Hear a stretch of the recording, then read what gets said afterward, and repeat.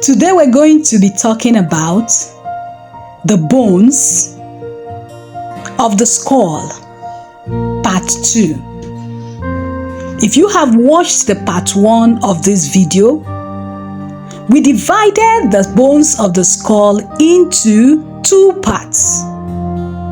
The first part is the bones of the face, which are 14 in number.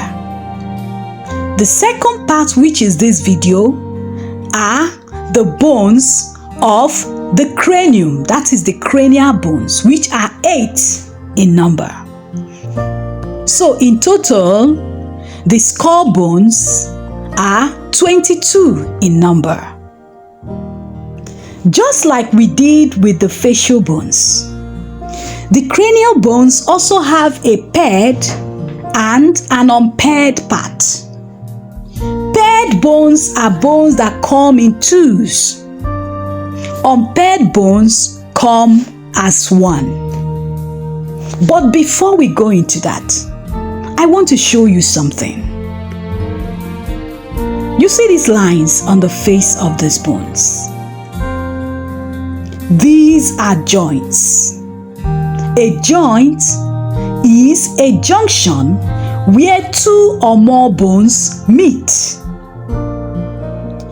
A joint shows you or tells you that this bone and this bone are not the same, in the sense that this is 1 and this is 1 for nasal bone. And this bone and this bone are not the same, because this bone is a maxilla, while this bone is a nasal bone. So every single line on this bone or this skull bone is a joint. And the major type of joint we see on flat bones like the bones of the skull are called sutures. Sutures. So these joints or lines that you see on these bones are sutures. Yes. Back to the cranial bones. The unpaired cranial bones are 4 in number, while the paired ones are 2. Remember I said the cranial bones are 8 in total. So we have the unpaired.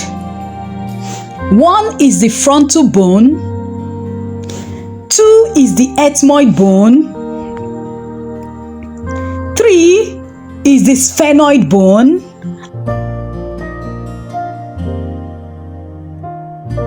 the sphenoid bone, that is making it 3.